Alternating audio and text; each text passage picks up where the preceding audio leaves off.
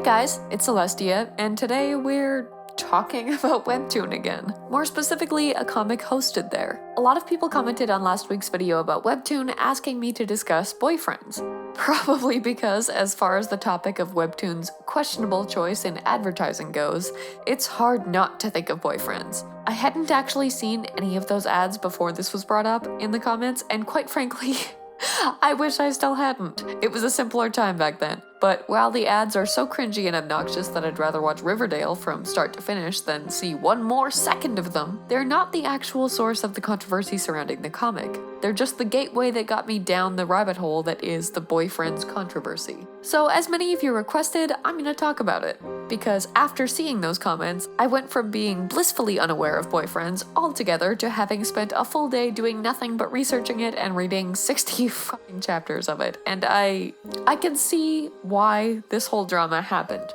and why it's a lot more nuanced than it appears to be at first glance. And it is nuanced, significantly more so than the hordes of Twitter users screaming, "If you so much as glance at the boyfriends comic, you're garbage, do not interact," would have you believe. I'll do my best to explain that nuance before drawing my conclusions by separating the whole issue into 3 parts, because honestly, parts aside, it's 3 separate issues: the art, the artist, and the ads. Before I do though, let me just add a small disclaimer. A lot of the controversy around this has to do with the type of representation that this comic gives gay men, and I think it goes without saying that I am not a gay man. I do not speak on behalf of gay men as if I'm any authority on what is or isn't harmful to them, and I certainly don't want to come across that way. I did reach out on Twitter to the community for some wider insights, and I did receive some self-identified gay users, because I wanted their insight and voices to be taken into consideration during my research. What I can say for myself, though, is that I am a lesbian, and I thoroughly understand what it's like to have your sexuality commodified, fetishized, and stereotyped. And subsequently, I do understand why this has upset some gay men in the community based on that experience. I mean no disrespect with any commentary in this video, and everything I'm gonna say comes from a sympathetic and respectful place with no intention of diminishing the significance of that perspective. That in mind, let's start with part 1,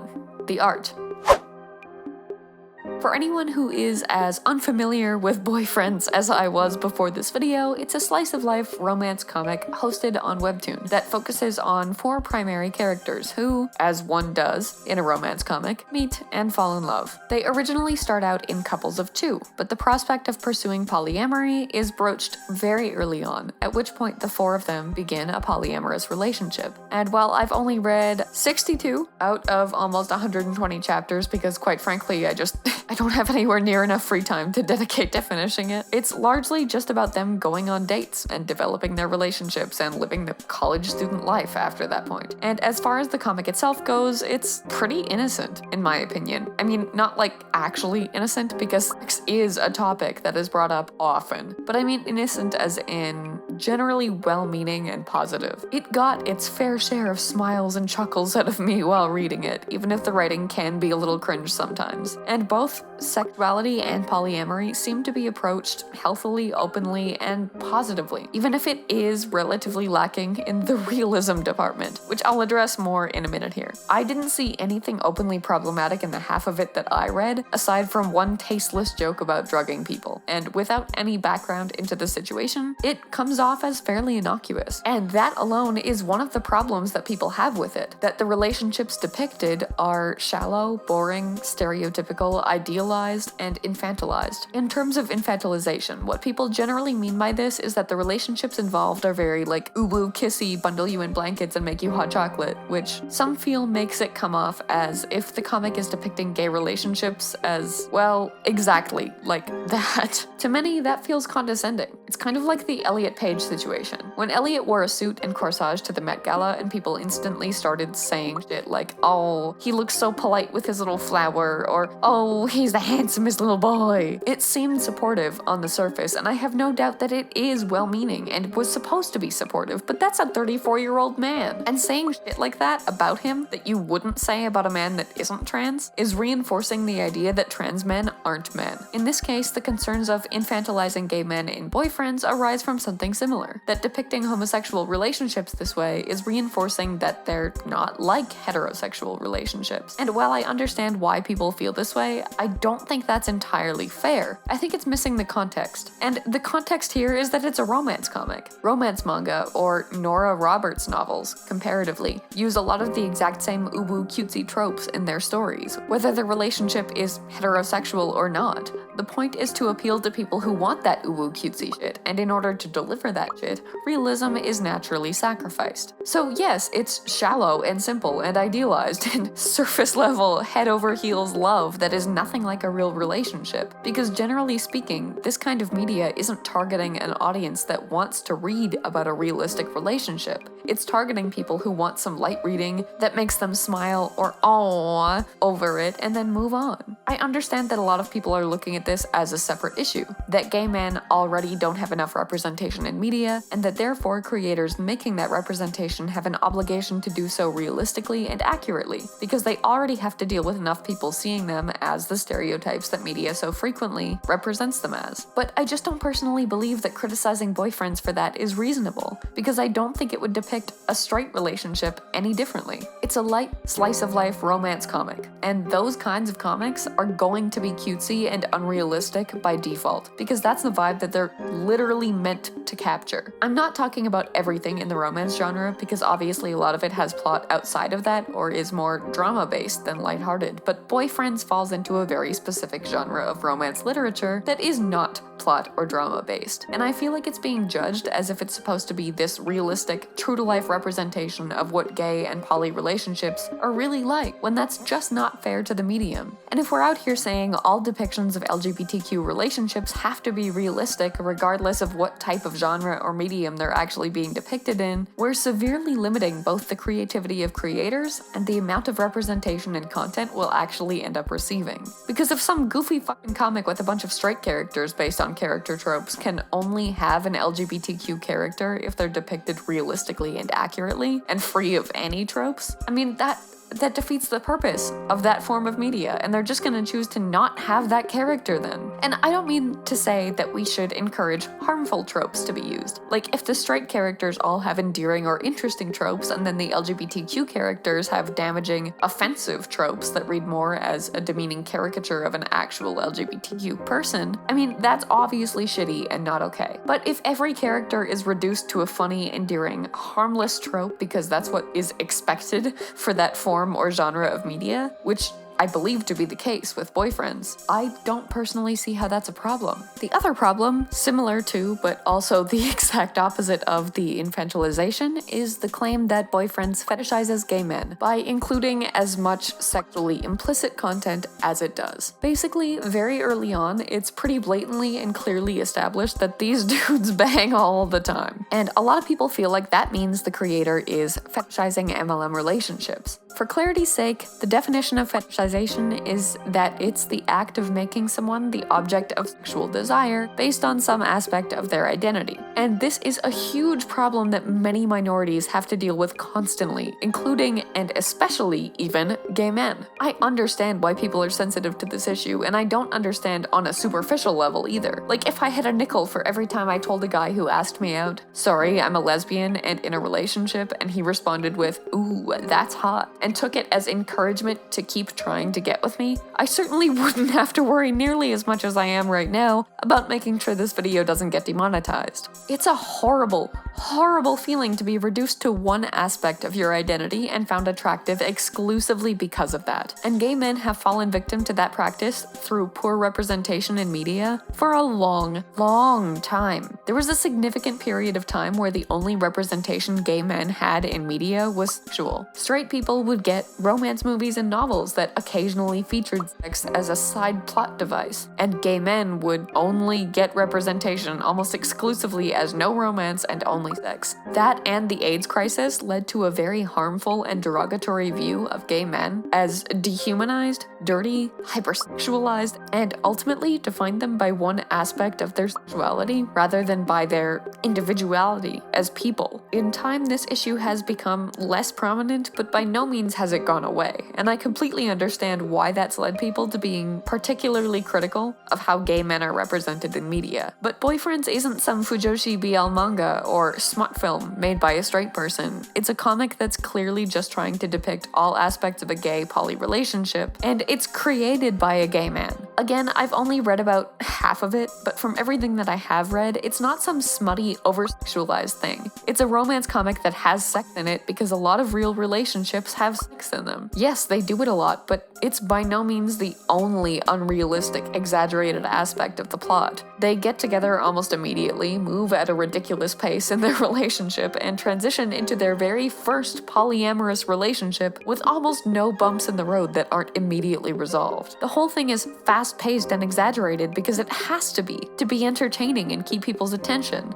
And the sexuality aspect seems to me like just another example of that. I've read a million comics of straight relationships depicted the same way for the same reason, and I don't personally see any evidence of the characters being fetishized and coded as attractive because they're gay. Like, I feel like a lot of people throw the word fetishization around without really understanding what it means. Drawing a gay character as sexy or being intimate with another character does not immediately mean that person is fetishizing gay men. As I said, fetishization means sexualizing a character based on one aspect of their identity, which in this case would be homosexuality. So it's only fetishization if that gay character is only depicted as sexy or in intimate situations because they're gay. If we're only supposed to find him or what he's doing attractive because he's gay, basically. But the failure to differentiate between the two is actually quite harmful because it ends up leading to the opposite problem. Any depiction of a gay character being attractive or doing the do, thanks YouTube, is called out as being fetishization, it will end up not being depicted at all. So once again, we're kind of back to the same issue as before. Like, if creators will be demonized for the gay relationships they depict being too cutesy, innocent, and unrealistic, even if that depiction is completely unrelated to the character's sexuality, they'll just choose not to depict them at all. Similarly, if creators will be demonized for the gay relationships they depict being too sexy, even if that depiction is completely unrelated to the character's sexuality, they'll choose not to depict it at all. If there's no way to incorporate LGBTQ representation that won't be over-policed, we won't get any. And in my opinion, Boyfriends being accused of fetishizing gay men just by including gay men that have sex is a perfect example of that problem. It's made by a gay man and does not, in my opinion, target an audience that will view it as being appealing that way specifically because the characters are gay. But I think a lot of that also goes hand in hand with the other big issue that people have with it, that it reinforces harmful stereotypes of gay men. And I can see where this one came from, but again, it's so much more nuanced than people are willing to give it credit for being. First of all, the main four characters are literally and openly intended to be based on stereotypes. While they do all have actual names, being Adrian, Vincent, Felix, and Kevin, they are never referred to as such, and are almost exclusively referred to by the fandom as nerd, prep, goth, and jock. The comic makes no attempt to disguise the fact that all of its protagonists are specifically intended to represent certain stereotypes in a silly, harmless way. And while I understand that in some cases, these stereotypes can absolutely be seen as poor representation of gay men, like Vincent or Prep, he can often be depicted as quite flamboyant and similar to the token gay friend character trope that's so fucking infuriatingly common and harmful. And I can absolutely see how people would come to the conclusion that that's the stereotype that he's intended to represent. But I also feel like that's intentionally or unintentionally missing the point of Boyfriends, which is that none of them are based on stereotypes of gay men. They're just based on general stereotypes of people. Nerd is the shy and easily flustered bookworm, Prep is the pretty boy trust fund kid with a butler that's literally named Jeeves, Goth is the edgy, sarcastic bad boy, and Jock is the, naturally, dumb jock with a heart of gold and guns for days. Yes, Prep might come across as that stereotypical gay guy sometimes, but that's because if any of the main three antagonists of Mean Girls were gay men, they would too.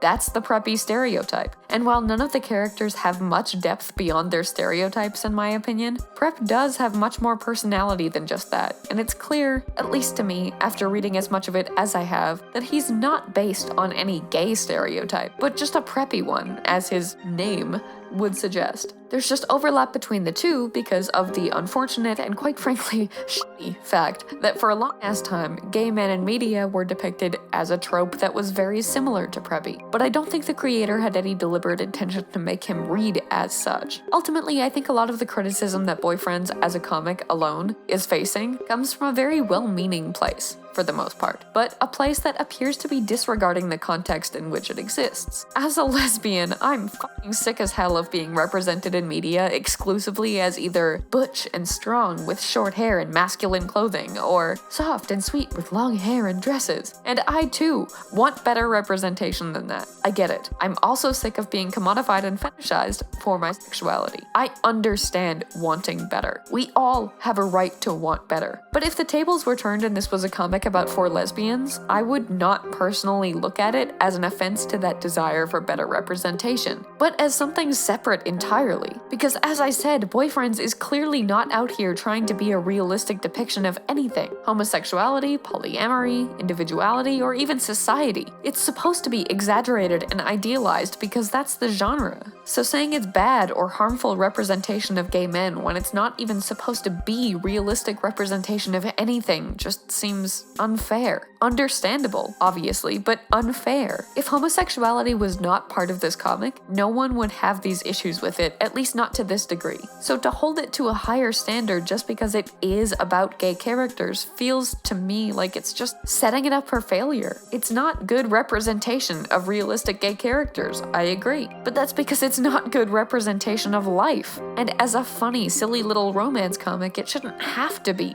so long as the lack of realism isn't deliberately reinforcing any actual harmful stereotypes. And in my opinion, I personally don't think that Boyfriends is doing that. But 5 pages of scripting in and we're still only now finishing up discussing the art itself. Part 2, the artist, is a topic that I found to be much more contentious and controversial. So now that we're done talking about why people are mad at the Boyfriends comic, let's talk about why they're mad at the person who made it. Refrainbow, or Ray for short, is the creator of Boyfriends, and they've been facing a lot of backlash for quite a few significant personal issues in addition to all of the comic-related issues that I've already mentioned. Also, irrelevant to that, but for clarity's sake, their pronouns are he/they, so I'll be alternating between the two for the duration of this video. Anyway, from what I've seen, Ray is being criticized for 3 primary reasons: saying the N-word in an old tweet, alleged anti-Semitism, and having drawn a not safe for work comic of real people.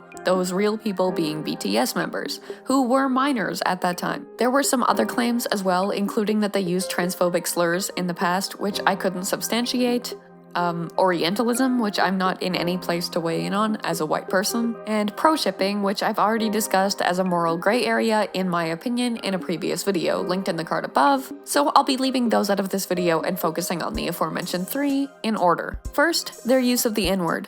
This is not an allegation. Ray themselves has admitted to having used it in this tweet shown on screen, and has apologized in the same screenshot, and it is thoroughly substantiated and proven to have happened. This was almost 10 years ago, and arguments have been made in their defense based on English not being their first language, but in my opinion, the tweet in which they said the N-word already demonstrates a clear understanding of the English language in and of itself, which tells me that even 9 years ago, they clearly knew exactly what they were saying when they used it. Yes, they were young. They were 14, presumably based on math, but I knew what that word meant when I was 14, and I knew that it was fucking reprehensible to say it, so I don't think age is a valid excuse. Yes, they apologized, but I don't see how much weight that apology can really have if this word was ever acceptable enough in their vocabulary for them to have felt comfortable using it with their friends on Twitter. Ultimately, as I am a white person, I am in no place to comment on the validity of their apology, much less accept or reject it, so I'm simply gonna leave this section here without giving any opinion and just move on to the next issue.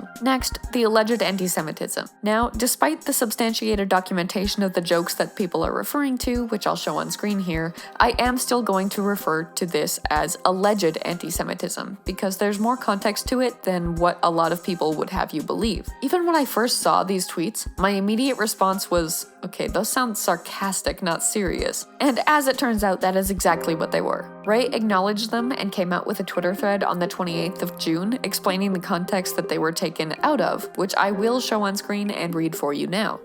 Hi, I want to address and apologize for the tweet from 2016 that resurfaced recently. Sorry for taking some time to do it. I was making sure that I tackled this with as much transparency and sensitivity as possible. During the day it was tweeted out, July 26th of 2016, news broke out that a major religious group in Indonesia was planning to ban Pokemon Go. There was an absurd and racist rumor spreading among some Indonesians that Pokemon was somehow converting people to Judaism. If you didn't know our political climate here, any mention of Judaism is seen as heresy by people with extreme views in Indonesia. I found this situation ridiculous and made fun of their logic in this conversation with my friend. It was a very poor attempt at satire aimed at officials who were seriously considering a video game ban over these racist and anti-Semitic rumors. However, regardless of the intent, these words are still written, and it has hurt many people. Anti-Semitism is not okay in any form. I recognize that it's a major problem around the world, and it's especially insidious in Indonesia. I do not wish to further these sentiments, and I've taken the tweet down to prevent further harm. I apologize for making such a comment in the first place, and I will take care not to repeat that in the future. I recognize that the impact of my words greatly outweighs their intent. There's a bit more to it than that specifically addresses their following, which I'll still show on screen but not read out because it's not really relevant to the point here, which is that, as I suspected, these tweets were never intended to be deliberately racist, but rather were made to make fun of a racist government. And I don't mean to say that them joking around about this is fine. Obviously, like, when my government does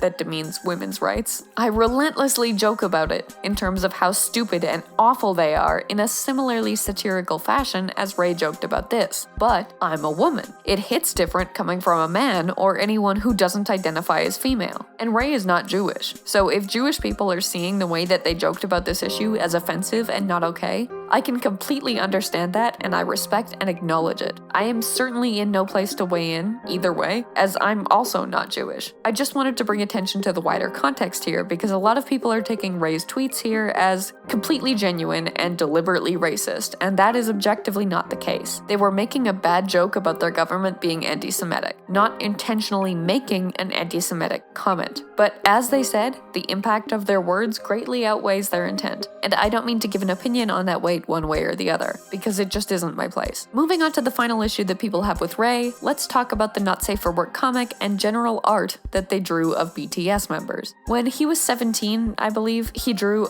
both a whole Not Safe for Work comic and at least one piece of Not Safe for Work fan art of multiple BTS members, at least one of whom was a minor at the time of that art being created. And okay, there are two issues here: minors being depicted sexually and any real-life person being depicted sexually. First of all, when Ray made this art, he was a minor. He was drawing a minor sexually as a minor. And let's suspend the reality of this is a real person for a second here and see it as a character. I don't think it's predatory in any capacity for a minor to draw sexualized art of another minor. When I was 14, I read Dengeki Daisy, a manga of a 16-year-old girl and a 24-year-old man being paired together romantically, and I thought that was hot as hell. As a 24-year-old now, that concept makes me nauseous. But at that time, with the perspective of a 14-year-old, if I had made explicit art of that pairing or of the 16-year-old, I cannot imagine a world in which that would have been reasonably seen as malicious or predatory, and I don't think that's fair to apply to former minors of things they did when they were minors. It would have been a kid thinking I'm an adult in my mind, and so are they,